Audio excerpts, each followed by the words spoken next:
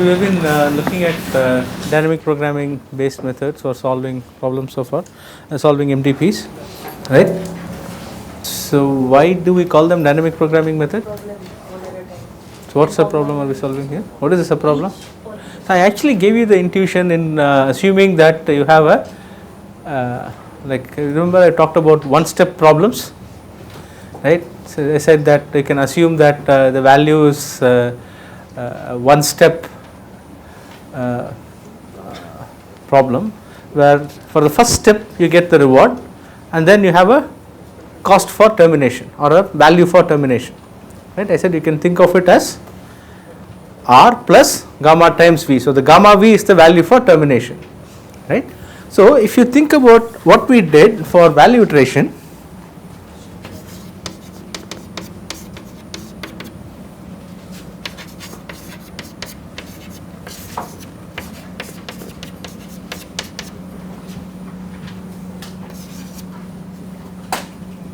so what it used, if I get the notation.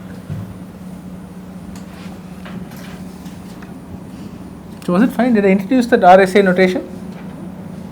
Or did I write it as just expected value, right?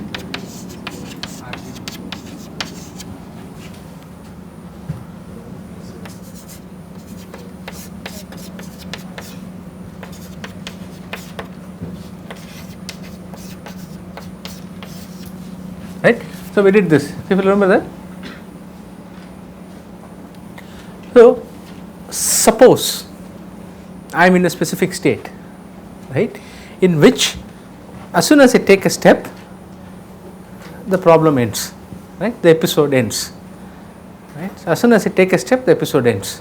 Really, I mean, I'm not asking you to hypothesize. It's really the episode ends. Okay.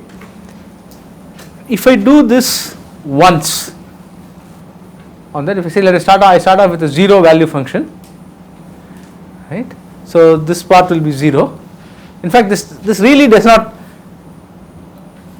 play a role, but anyway, this part will be 0, and then I'll just get the expected reward, right? So I start from this state, okay, let's call it some S1, I take one step and I end, okay, some terminal state I reach, and then I get a reward, let's say +1 or something, right? So the Vn plus 1 I compute will be the value function for S1. Correct? Just one time I do this, I will get the right value. Do you see what I am saying? So there is an end point, right? If I look at the state just before the end point, right, in the very first iteration I will compute the right value for the state. Correct? Let us say I have another state which is one step before the S1, right? That's all. That's the only transition available from S2. Okay, so there is an action I take S2. From S2 I take that action. I'll go to S1. Okay, so how many iterations should I run before I get the value for S2? 2. Right. So one way of thinking about what this is doing is to say that this computes a solution for an n step problem. It computes a solution for an n step problem. And assuming that I start from S prime, I will end in n steps, this gives me the value, right? And this computes a value for n plus 1, right? So that's essentially where the dynamic programming aspect comes in. So the smaller problem, the sub problem I solve is the one for the n step prediction, right? And then the larger problem I solve is using this repeated substructure. So the value of a n plus 1 prediction will be R plus the value of the nth prediction. So this using this sub problems and making we're trying to solve the larger problem makes it dynamic programming. Right? Stochastic dynamic programming is typically called stochastic dynamic programming because all this stochasticity is there, right? And it's really, this works irrespective of whether it is a finite horizon problem or not, right? So assuming you stop in one step, what is the solution, right? Here I am saying you actually get to the terminal state, but you can just forget about terminal state. Any state can be a terminal state, but I'll allow you to act for only one time step. I'll allow it to act for 2 time steps, 3 time steps, 4 time steps, and I keep going till I allow you to act for an infinite number of time steps, right? So that's essentially what value iteration does. So it's like a dynamic programming approach, right? So that's why we say you solve for n and then you use that sub problem solution to solve for n plus 1. Okay, so that's why it's called dynamic programming. Is that clear? Right. So these classes of methods, both value iteration and policy iteration. So policy iteration also is a dynamic programming method, but it's a little tricky to see what the dynamic program there is, but still it's also a dynamic programming approach. And so I'm going to talk about a general class of dynamic programming solutions here. But before that, I want to introduce one other distinction, actually a couple more distinctions. So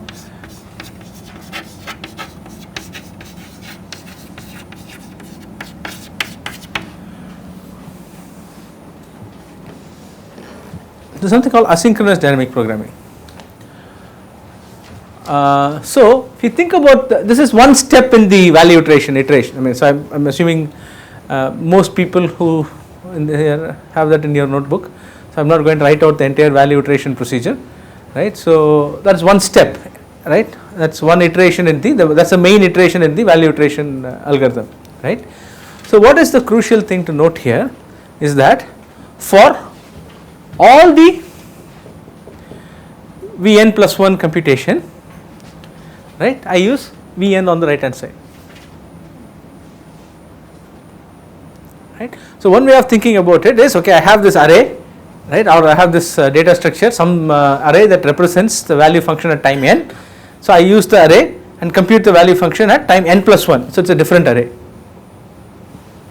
right. So I make essentially I have n and then I make another array which is n plus 1 and I compute it, and then I copy that n plus 1 over to n and then keep doing this, right.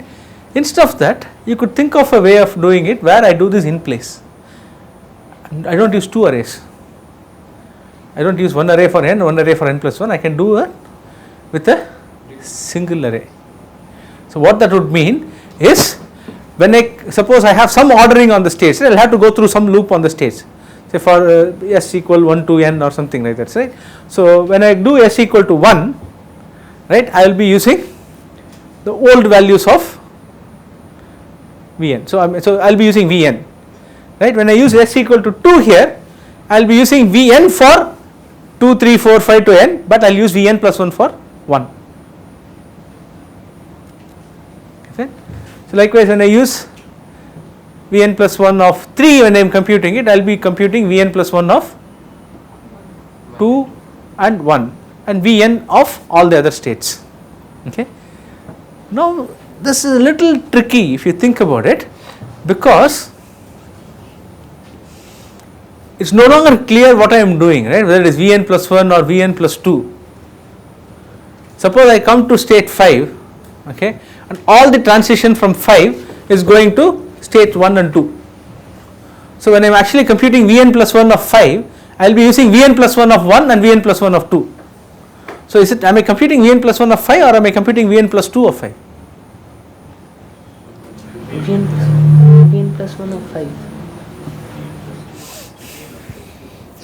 But I am using the second iterate of, I am using one further iterate of 1 and 2, right.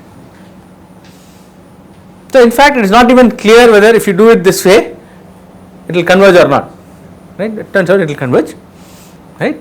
And it turns out that I don't even have to do it in this kind of a sequential order, right. I can pick any state, right, and then update its value and then pick some other state, right, and then update its value. I can keep randomly picking states and keep updating their value using whatever is the current stored value of its neighbors, right. So instead of using that, right, so I can do this, I mean from an array point of view, right. So whenever I update some value, this will the right hand side also will change. So I just keep picking states and I can do this, right. So this is called an asynchronous mode for running dynamic programming. So the only condition I need now to make sure this dynamic programming converges is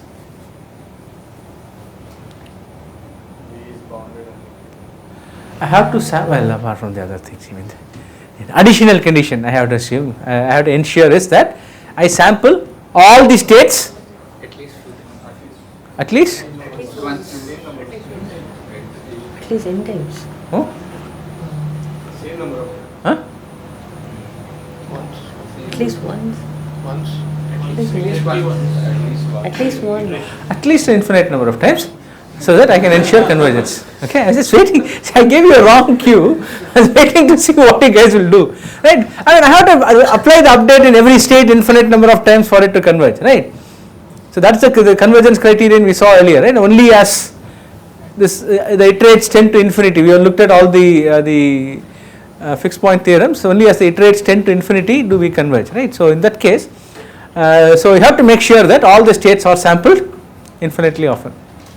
Right, so then it will converge. So it turns out it doesn't matter in what order you sample them. It's actually a very powerful result, and it allows us to do a whole bunch of interesting stuff. Right. In fact, it allows us to do something called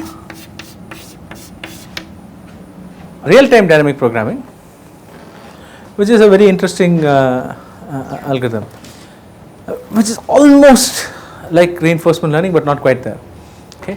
So one of the main problems in doing value iteration and policy iteration and things like that is when you are working with really large state spaces. Right? When you are working with really large state spaces, you will be every time you do this iteration, right? Whether do it in a synchronous or asynchronous fashion. So every time you do this iteration, right, you basically run through all the states. Right? So in fact, if you think about the amount of effort you spend in computing the solution, you spend the same effort in computing the value function for every state. Right? But that is not often needed. If you think about any practical problem, there are many states which are very seldom visited. Right? So you want to spend more effort in trying to discover the true value function for states that you visit often. Right? And states that you very rarely visit, you don't mind. Right? So if people remember the expected error formulation that we used in machine learning, right? So we always try to weigh the error by the probability of actually seeing the data point. So like that here, I would like to, if I want to try to do an optimization, I would like to weigh the error with the probability of me actually visiting that state. So now I have some estimate, some v hat of s, right? So when I am evaluating my performance, I look at the true v star minus v hat, right, times the probability of going to s. Right? Do you see that? So why do I want to do that?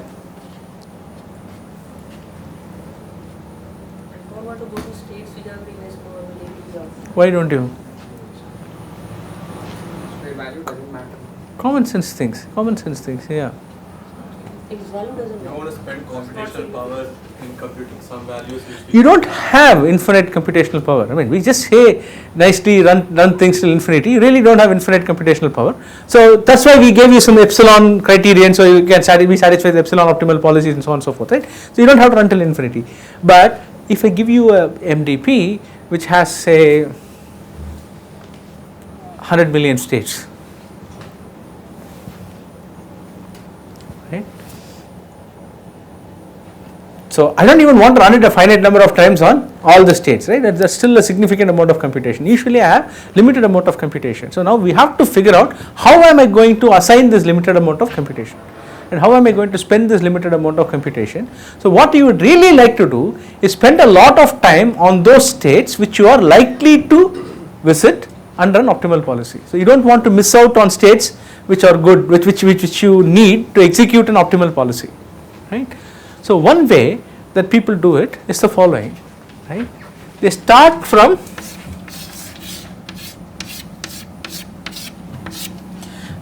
some state, they execute some trajectory, right? Then they look at states that occur along those trajectory, right, and do the dynamic programming updates only on those states. Then what you do is, now you have a value function, right? You have made some changes to the value function, and this implicitly gives you a policy. So we all know that, right? So we know how to recover a policy given a value function. So we looked at it. We looked at it from v You looked at it from Q. Given a V function, you know how to recover a policy. Given a Q function, you know how to recover a policy. So now recover a policy from this value function. Right? Now run another trajectory just by running this policy. So it's like a sample you are taking from the world. So it start from the starting state, execute this policy, see which are the states that you visit, right, and then run your updates on those states. But the crucial thing to remember here is at every state you are running your dynamic programming update like this. You are assuming that you know the expected value of the reward, you are assuming you know your transition probabilities, and then with these you are changing the value, right. So I am not worried about what was the sample I am getting here. If you think of the bandit case, whenever I draw a sample I get just one reward, right. So in this case what we are using the sampling for? Just to determine which are the states at which we have to do the update, right. So not the reward and all that. We assume that the reward distribution, everything is given to us. We are only doing the sampling to figure out which are the states we have to do the updates in. So it's called real-time dynamic programming. I mean the real time is within quotes here. That's because you are generating these trajectories using the current policy. So the idea is that as your policy, as your value function gets closer and closer to the optimal value function, the policies become closer and closer to the optimal policies, and therefore the set of states that you sample will be those that are highly likely to appear under those trajectories, right. So for example, if I have to start here and go here, right, states that are to the corners might not get some sample that often. I will probably start trying to go in a straight line from here to here. So we will start going like this after some time. So you can see that there will be some kind of a like an envelope of states that will get sampled a lot, right, and I will be applying the DP updates on those states more than DP updates on the other things. Right. Yeah, sure. In this grid world, when I am exploring once, okay. when I am going from the starting state to goal state, Yeah. how am I exploring? I mean, once it's completed, I update the VS Yeah. of all those states. Yeah, yeah. How am I next iteration? How am I exploring? I need to explore some other path. Yeah, that's a good point. So I didn't talk about exploration here. So you never behave greedily with respect to the value function. You always have some kind of exploration. You could do epsilon greedy. So we know about epsilon greedy, right?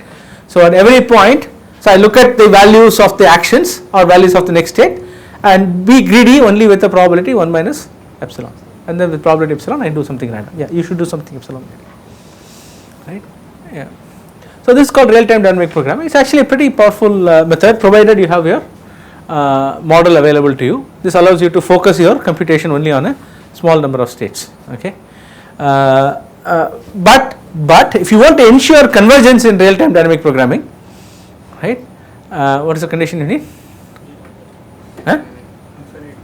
You have to visit every state infinitely often. I mean, so it doesn't matter that you are focusing your computation. So what essentially dynamic programming allows you to do is that given a finite number of updates that you can do, okay, it allows you to focus those finite number of updates in things in states which are more likely to be useful to you, right? But given an infinite amount of computation, it will eventually converge, assuming that you have an epsilon set never going to 0. Okay. So one crucial thing that you should note here is in RTDP we use the sampling only to figure out which states to update. Okay, nothing more than that. Okay.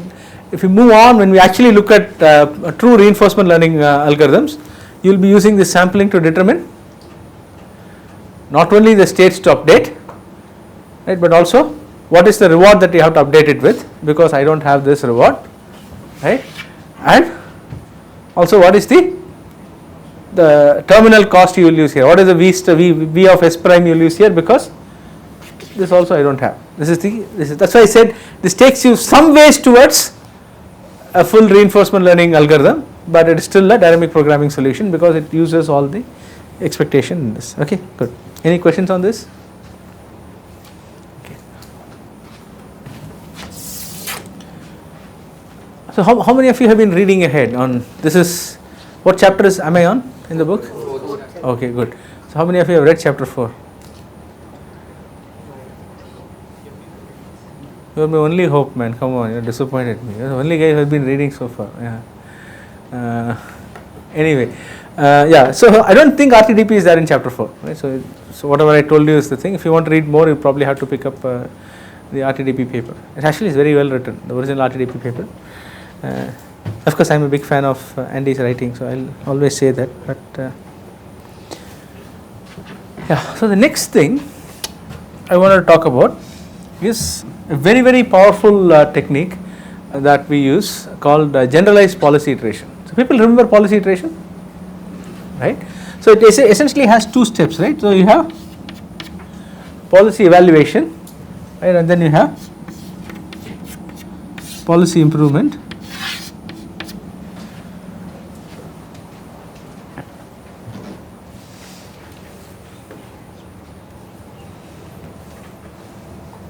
So what is asynchronous DP? Just checking if people are listening or not. Yeah. Huh? You can do, yeah. So you don't have to do it in lockstep, right? All the states don't have to get updated in one iteration, right? So there is no actual definition of iteration itself is gone here. Asynchronous DP. Okay. Anyway, so people know that's policy iteration, right? So I have a policy evaluation step, right, and then I have a policy improvement step. The PI stands for policy improvement, not policy iteration.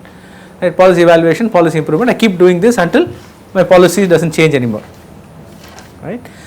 And so we did do the convergence of policy iteration, right? I kind of convinced you that policy iteration would converge, at least on finite MDPs. So we have not done the convergence on the infinite state spaces. I'm not going to do that because most of the results I will be showing you will be only on finite state spaces. Mainly because I need to develop a lot more mechanism for showing you this on infinite state spaces, and it really belongs to a course on MDPs, not on RL, right? So it really belongs to a course on MDPs. So if you're interested, I don't know. So Rahul Marathe used to teach a course in DOMS on MDPs. I don't think he does that anymore. So he actually used to teach out of this. So whatever book I have been using to get all this material for you, that's called Markov decision processes by Puterman. So Varun, do we have copies of the chapters from Puterman or something? Don't tell me if there is an online version of Puterman, but maybe you should tell them, not me. We don't have a version of Puterman, is it? Didn't I give one last year? I think you would give Okay, maybe we can pick it up from the last year's material or something. Whatever. Yeah, but don't try to read it, right? So what I essentially did was took 3 different chapters from the book and cherry picked results that I wanted to present here, and then kind of simplified the theorems and other proofs and so on and so forth and presented it to you. So if you actually read Puterman directly, in fact some of you might be even confused as to where the heck are those theorems he did in class in the book, right? But I assure you that that's the place to go if you want to understand this better, and that's where I took this material from. Anyway, so going back to policy iteration, right? So there is this technique called generalized policy iteration. It's somewhat like asynchronous DP, right? In the sense that it does the following. So I have a policy, I have evaluated the policy, right? I don't try to be greedy on all the states in the value function. I just pick some states, right? And then I say, okay, I'm going to change my policy by being greedy only here.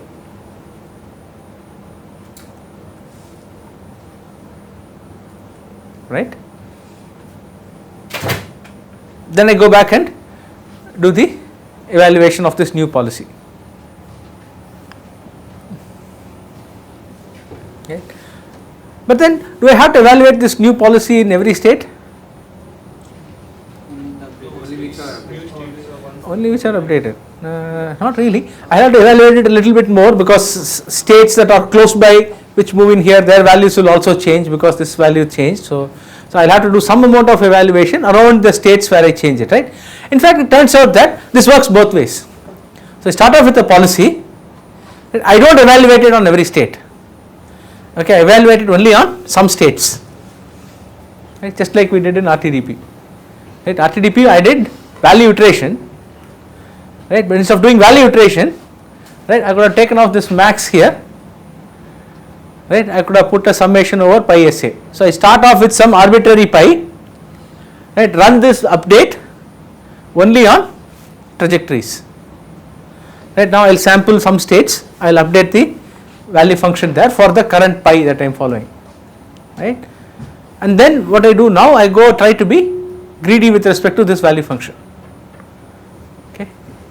Now here it makes sense only to be greedy with respect to those states in which only to be greedy in those states in which you change the value function, because other states it wouldn't change, because I am only looking at the value function and I try to be greedy, right? So it will not change, but in those states where I change the value function, I have to go and do the greedification. I will change the policy now. Okay. Now what I do, I have a new policy.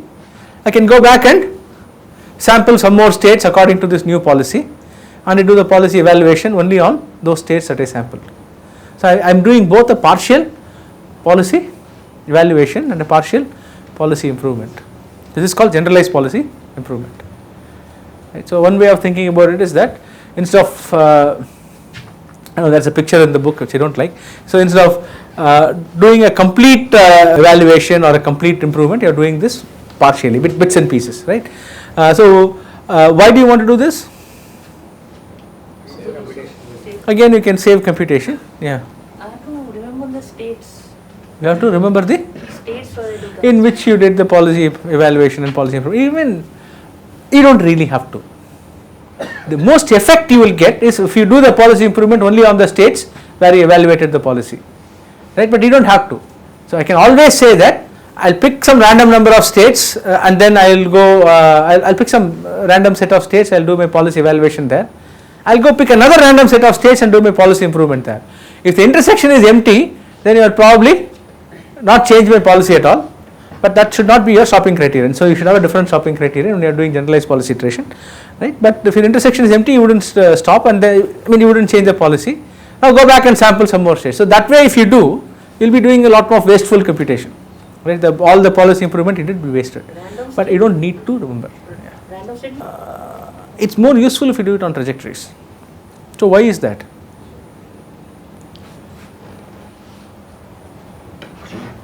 I mean, technically, RTDP style of convergence, right? I mean, if I don't do it on trajectories, it becomes more or less like asynchronous DP, right? But I am claiming that RTDP will have a greater effect than asynchronous DP. Why? Because those are the paths that happen more often. I'm sorry? Not just happen more often, there is a slightly subtle point here. When I am looking along a trajectory, so I am actually not only sampling a state, I am also sampling a successor, I am sampling a successor, I am sampling a successor. So there will be changes, when I am trying to update Vn plus 1 of, remember I put in some states like this. S1, S2, S3, so on, so forth. So now that I have sampled S3, right, I will recompute the value of S3, that will also affect the value of S2. Right. So now because I am sampling around the trajectory, I will actually get this sequence here. So when I update S3, my S2 will also get updated, my S1 will also get updated. So because of this connectedness, right, so I will actually have a greater effect for that sample I drew. Right. If I had sampled some S1 somewhere and S2 somewhere else and they are not connected, there is no way they are going to appear in each other's update equations, right, then I will be using the same old values that I had, and I will be trying to update this. Right. So that is why. So sampling along a trajectory can be more effective. That is why you want to sample along trajectories. Again, you don't have to, right? So what you are trying to do is, so you don't have to in the sense of trying to show convergence, right? All you need to do to show convergence is you sample it infinitely enough, right? So you don't have to show that the samples are along trajectories, right? It's possible that if you with a lot of work, you can show that your rate of convergence improves if you are sampling along trajectories, but I am not aware of any such results that people have actually worked out there. Maybe just because it's too hard to show and it's not that much of an interesting result anyway. But so people get the idea behind generalized policy iteration, right? In fact, you can take generalized policy iteration to an extreme. How? I can sample a state, Okay, take one action according to the policy that I have, right, and then be greedy with respect to the updated value function. So, sample state, take one action, right, update the value of the state, right, and now be greedy with respect to that and produce a new policy. Only for that state I will change the action, right. Sounds too extreme?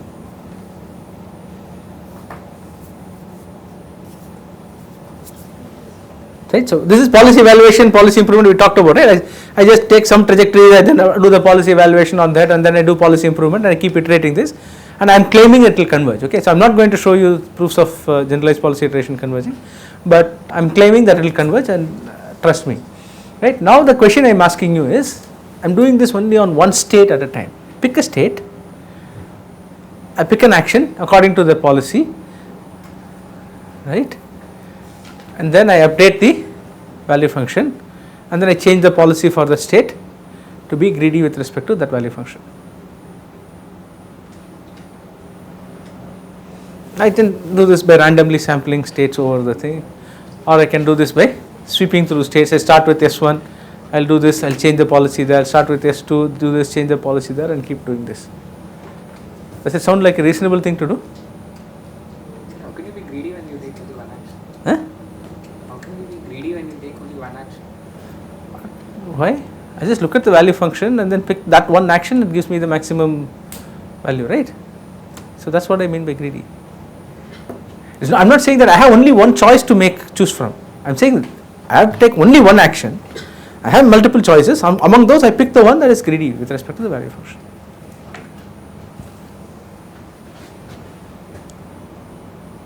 We might get in a problem in two steps if there is a.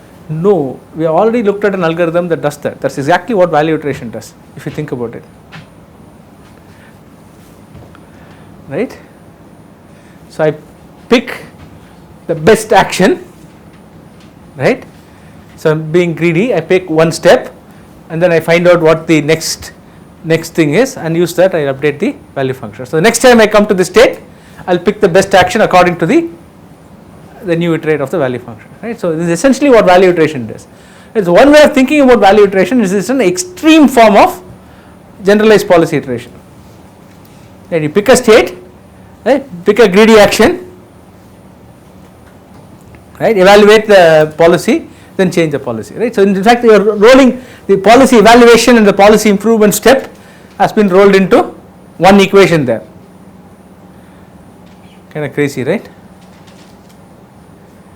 So, that is what value iteration is. Think of it as generalized, extreme form of generalized policy iteration, right. So, if that does not appeal to you, do not worry about it, right. But what we will do later is that many of the reinforcement learning algorithms that we will look at are some form or the other of generalized policy iteration.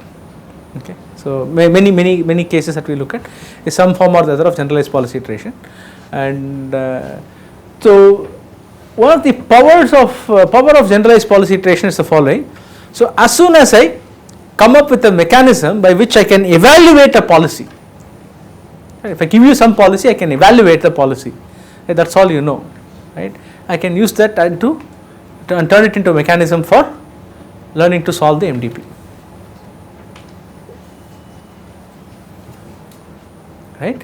If I give a mechanism for evaluating a policy, I can turn that into a mechanism for solving the MDP, just saying that I am going to repeatedly evaluate policies and then improve between the evaluations. Right. So, as soon as I define a policy evaluation scheme, I can convert that into a solution for the MDP itself. So, this is essentially the framework that we will see in many of the reinforcement learning algorithms we will look at. Right. So, we will first look at the evaluation setup, right, and then we will look at the optimal solution setup. Okay.